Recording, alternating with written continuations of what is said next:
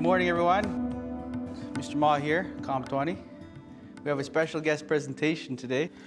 Our presentation is going to be on tobacco use, traditional and contemporary. First, how many of you have used tobacco in the past? Don't be shy. Don't be shy. So, let's keep those hands up. I want to do a quick little tally. 1, 2, 3, 4, 5, 6, 7, 8. So 8 out of 14 of my students have used tobacco in the past.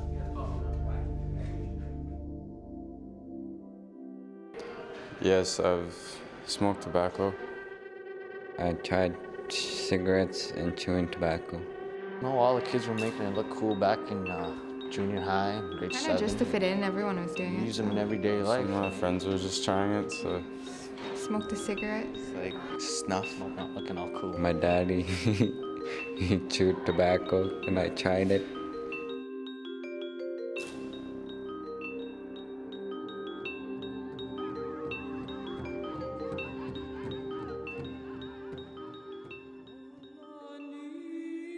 Commercial tobacco evolved from when, the Europeans came over. It was recognized in the history that the journals of Columbus and those that came with Columbus, that when they came over, the natives had this plant and they started to exchange and understand its uses. So they took the plant back over and they started to commercialize it. And they first started using it for its medicinal purposes. But then they started to realize that they could start to use it recreationally. So the tobacco industry capitalized on that. We've been totally influenced by colonization. That whole separation from our relationship to tobacco in ceremony changed. It was a process that was so gradual that our context in which we operate shifted. And then we find ourselves today not in control of our own destiny.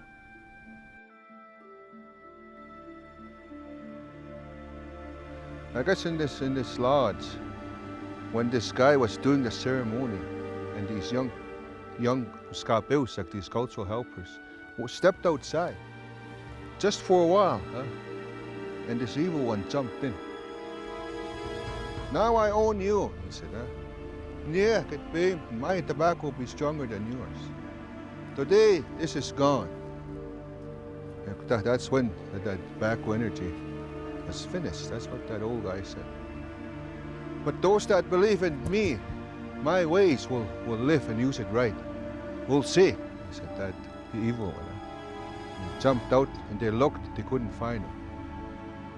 I guess that happened real here on earth at that time. That was not too long ago, but it happened. That's what my grandfather said. That's when that thing started to change. He said, I've got influence. People will make paper and they will use that.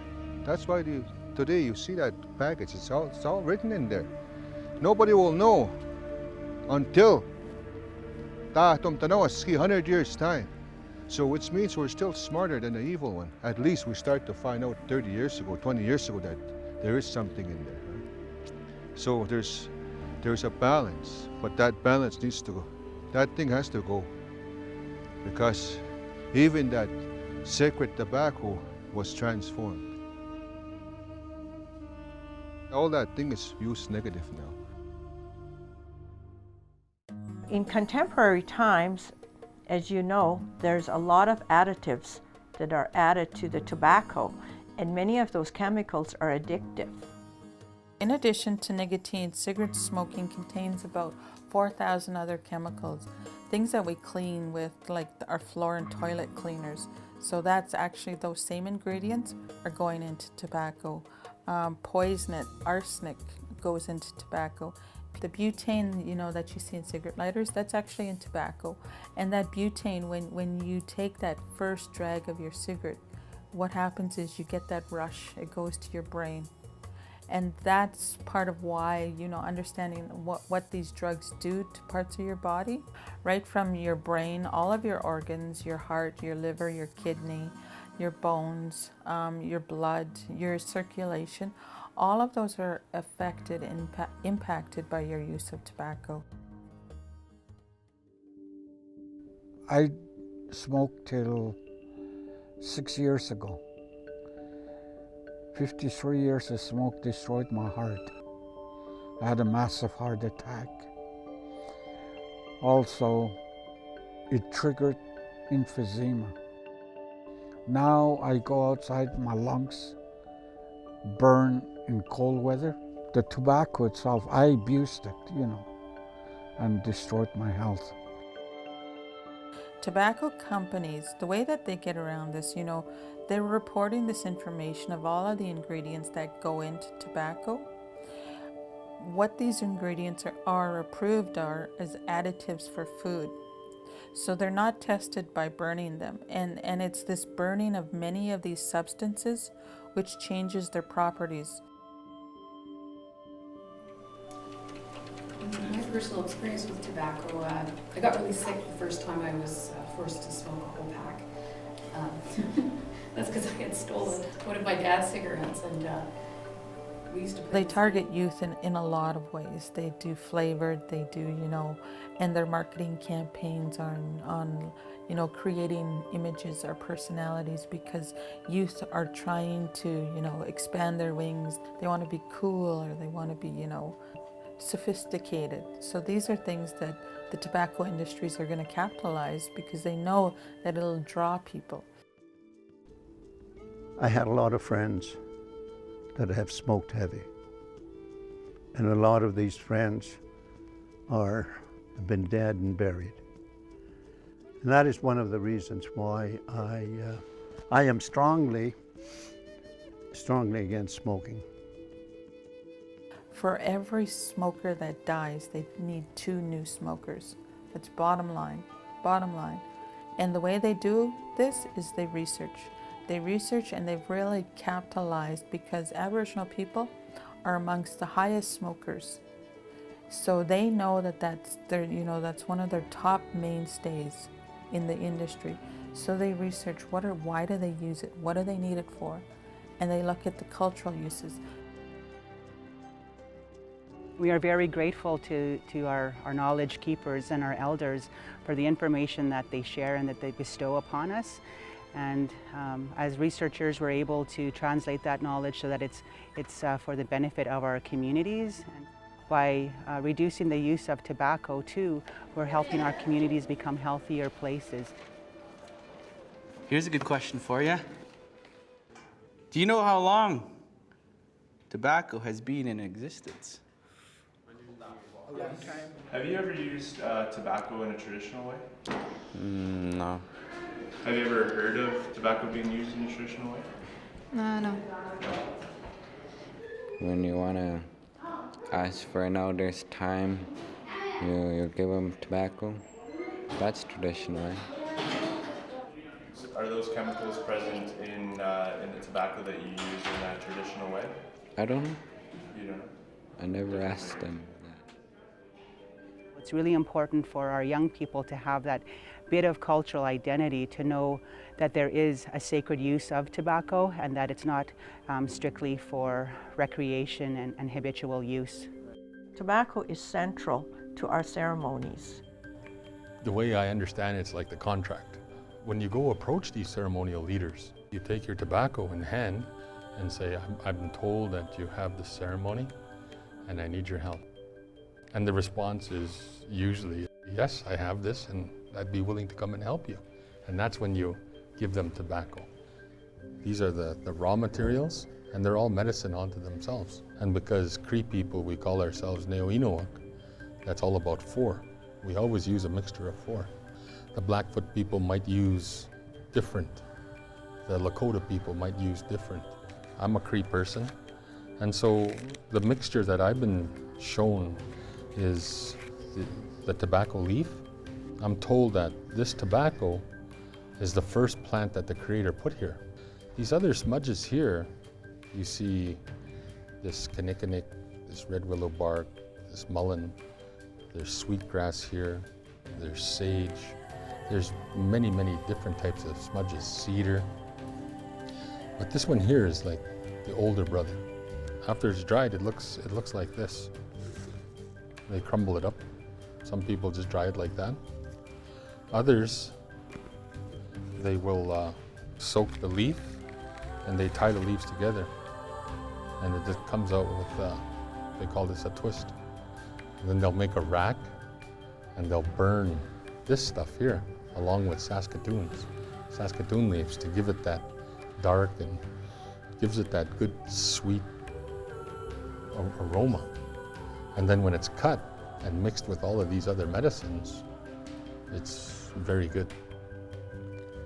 This bearberry, and what you do is you dry this right out until the leaves are brown, and then you pick the leaves right off of the stalk.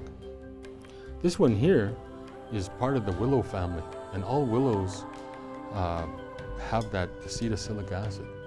So you peel the bark off and you peel the inner white bark off, and that inner white bark, you dry that right out. The fourth one is mullein, and what its property does is it cleans out the lung. This is very powerful stuff, so you don't need to put much into your tobacco mix. When it's time to mix the tobacco, we'll take these three and mix them equal parts, and take a pinch of this and put that in our tobacco mix. And the tobacco mix ends up looking like this here. You don't inhale natural tobacco. You just puff on it. It blesses. The spirits are there with you. Let's blow to the sun god, huh? To the thunder god, to the bear, to Mother Earth, huh? To my fire, to the rock.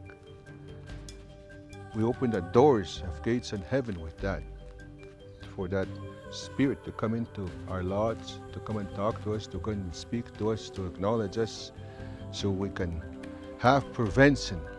Reclaiming our relationship to tobacco is going to be a big shift in how we relate to tobacco. Got to get people back into ceremony and teach them again.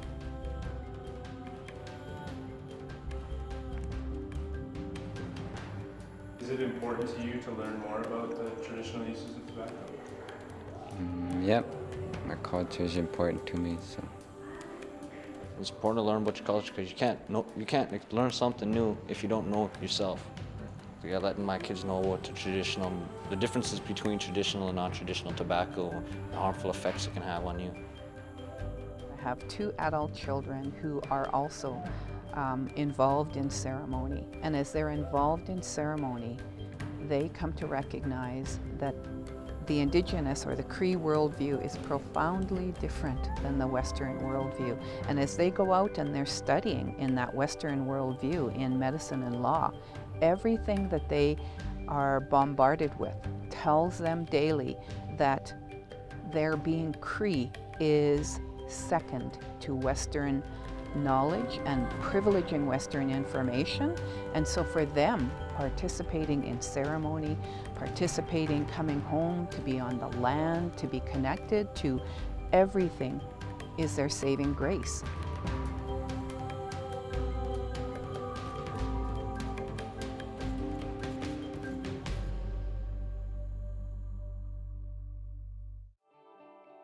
We have a very important role in Nechi, and prevention is number 1. We need to think about the role of translating knowledge and exchanging knowledge across generations amongst our peoples. Once they realize that, what they're doing with that tobacco, I believe that their usage will drop off recreationally, and they'll use it more in a sacred manner, have more respect for it. Now, here's a good question. Do you know what kinds of chemicals that are in those kinds of tobacco? Can't name all of them. Too much to know. It's too much to know? Too much to know. That's a lot of chemicals. If you look on the side of a package of tobacco, yeah, there's quite a few. I had a second thought about that. I guess I was just abusing the tobacco. You're addicted to it, you have all these cravings all the time, and it's never ending. I don't gain any benefits from smoking, like just leaves a gross taste in my mouth and it affects my health. I don't get smarter, it doesn't make me more physically active.